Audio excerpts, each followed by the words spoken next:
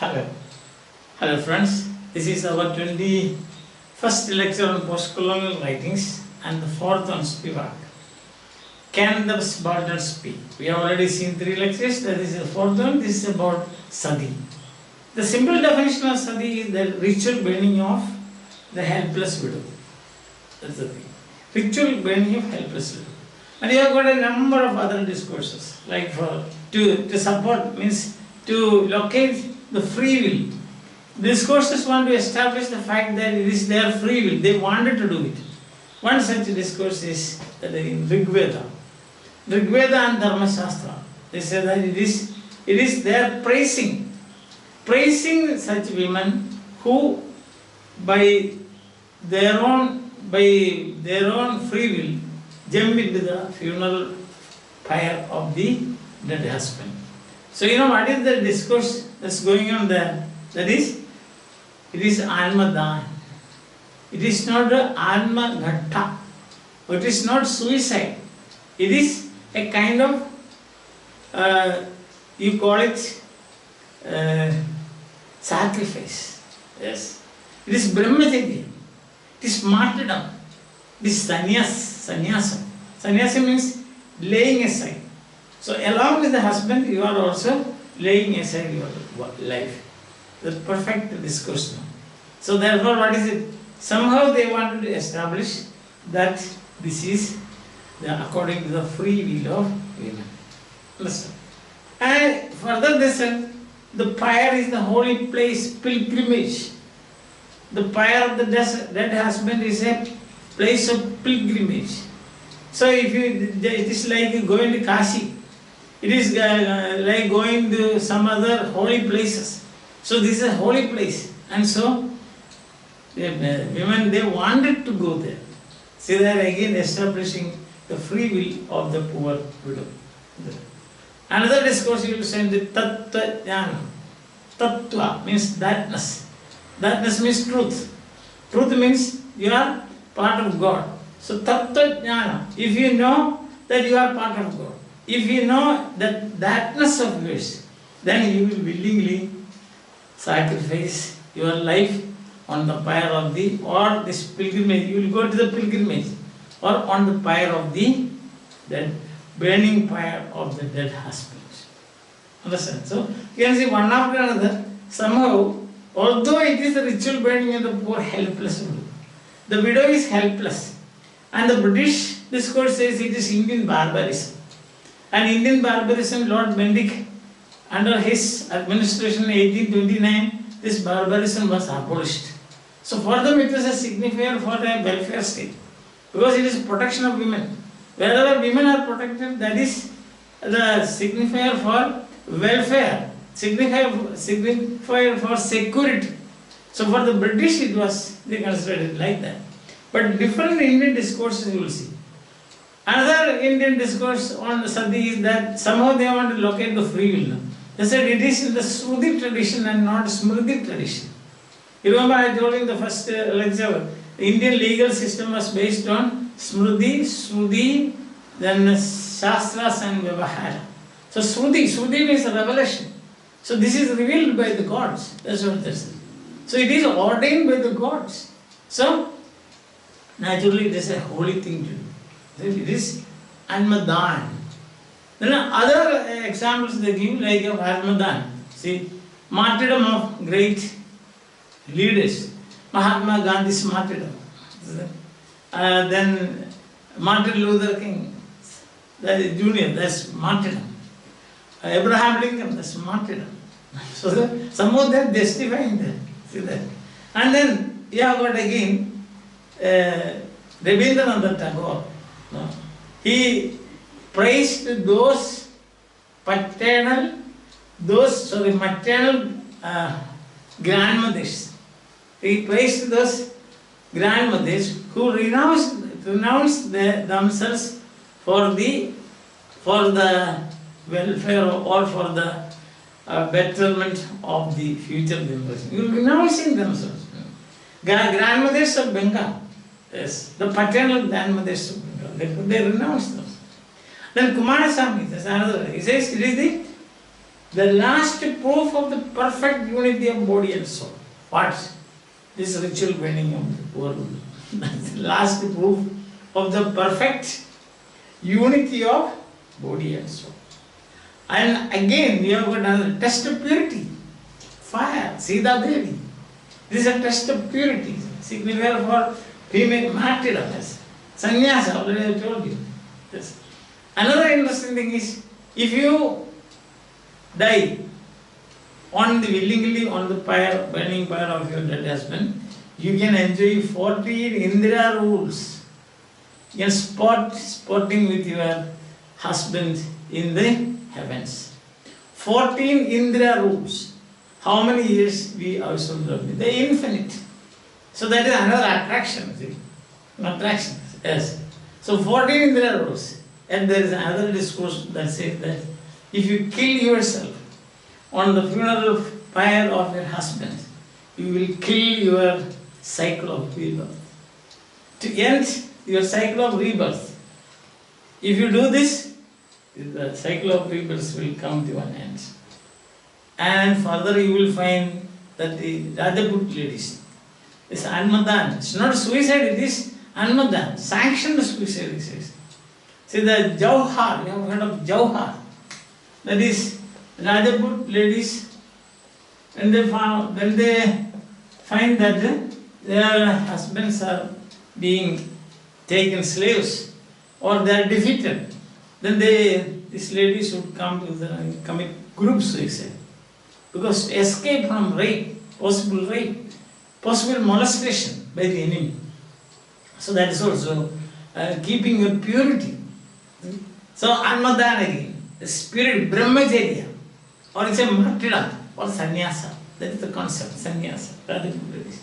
And Edward Thompson, a British scholar, he said, there are people who give romantic names to such ladies who willingly took a sati, the ritual sati, like lovebirds, Shanti, the lovebirds, Shanti, and then a comfort.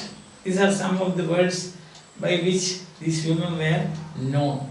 So again, so these are the discourses in support of sati. And further you can have, see, if you go through the fertility rites, fertility cultural men. See, Osiris, Attis, Adonis, these gods used to be sacrificed.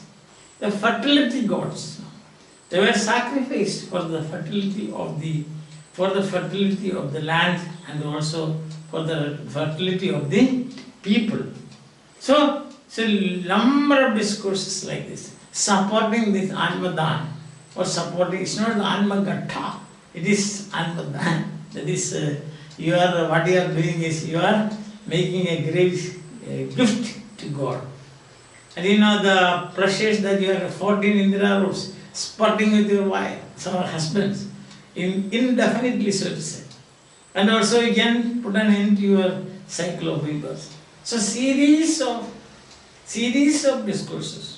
It's a kind of epistemic violence, you know. These discourses, you can say they are epistemic violence. Because, as I told you right from the very beginning, what is sati? It is the ritual burning of the helpless widow. For somehow they wanted to locate her free will here, the muted subjects, so to say. So, subaltern, they are muted. If you are a subaltern, if you are a female, and if you are a colored person, this is black, then you get this disability threefold. But of course there are other discourses, say like Ashish Nandi. Ashish Nandi, according to him, he said, there are three reasons why people support this sati. The first reason is the economic reason. Because in West Bengal, even you don't have a, suppose the widow doesn't, the husband dies and the woman becomes a widow and she has no children, no son, but even then she could inherit, she had the power to inherit the property of her husband. See, that the in-laws won't suffer that. And second reason is this communal misogyny. That is, people have some kind of hatred for these widows. The communal misogyny. And another reason is that there is population control. So three reasons Ashishna, that's Ashishna's discourse. Of course, that has nothing to do with the free will of the woman here, locating the free will of the woman. Yet again, there are other discourses, witch hunting and witch burning. In England, in European countries, there are witch hunting. One of the victims of witch hunting was Joan of Arc. So you remember the story of Joan of Arc. Yes. And then you have got another witch burning. So here in this case, what happens is, it is equated to a kind of witch burning. The sense that it's not the widow hasn't committed any mistake, but after something, whatever society, there's a communal misogyny. So they look at her as a very special creature, a kind of witch. Understand? Yes. So there is again a misunderstanding in the Rigveda. And the Rigveda, there is a text. Rigveda means place of knowledge. Rigveda, there is a text, and the text reads like this: let those women step first into the house. That's the thing. First, let them step first step into the house. Now this text is not meant for widows, but this text was meant for women whose husbands were living in a house where there is a widow. Understand? And the word used there is acne. Friend means acne. Friends. See, first step, friend. So then there is an acne. Acne. And this acne was misread as agni. Agni. See, actually it is meant not for widows. But the discourse was twisted in such a way that let that woman step into Agni. Agni's friend, Agni. That is again fire. So the ritual burning of the poor widow, the poor helpless widow. That's what the Spivak says. How they have twisted the whole discourse differently, quoting from Dharma Shastra, from Rigveda, from the society's tradition, and also taking such big words like Brahmacharya, Brahmacharini. See that? Brahmacharini, Sati, Sat. Sat means truth. Sati is the feminine form of Sat, Sati. In fact, the British, they spelled it Sutti. Yes, S-U-T-T-W, Sutti. They spelled it Sutti. They could not pronounce it Sati, no? So they Sutti. So Sati, the true woman. Sati, the pure woman. So thus they twisted these discourses from different places.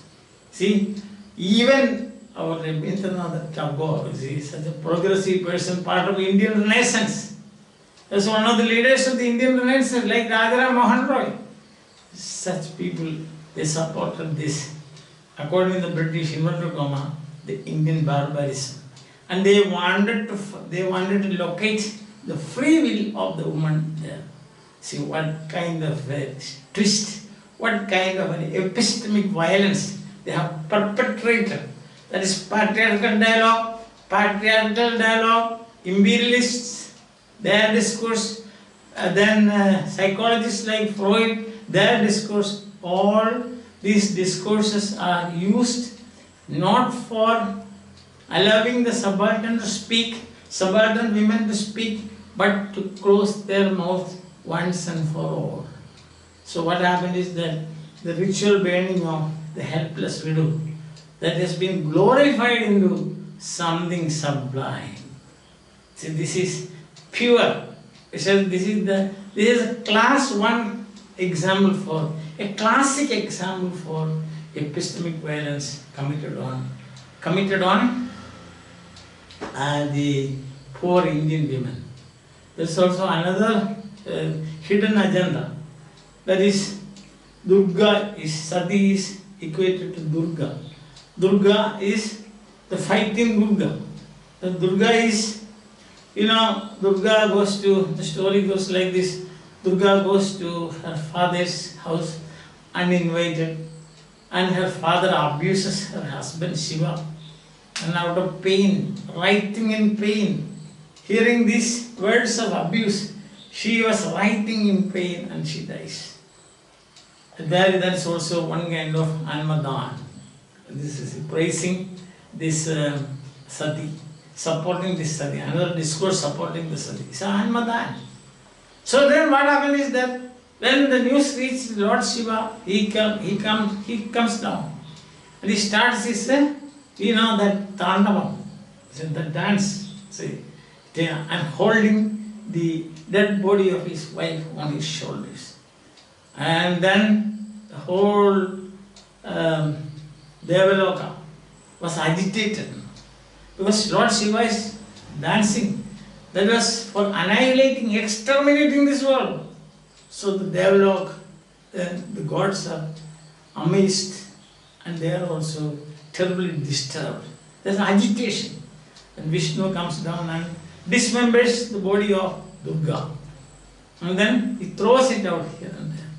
Wherever these bits fell, these places became a place of pilgrimage. Again, Anmadan is praised. So that's the way how the thing is twisted in such a way that the poor helpless widow has no other way but to kill herself on the burning pyre of her dead husband. So this is how the discourse of Sati has been used for muting the female as subaltern. Can the subaltern speak? But the answer, no. So we have seen the subaltern, the heterogeneous group of people. Subaltern who get no respect from anywhere. Subaltern who gets no place to stand, no space to speak, open their mouth. And when we come to the female as subaltern, woman as subaltern, we see that there is absolutely no scope for any type of uprising or even opening their, no scope even for opening their mouth. So what is how is this lament, this cry of Spivak uttered like this, can the subaltern speak? Yes or no question?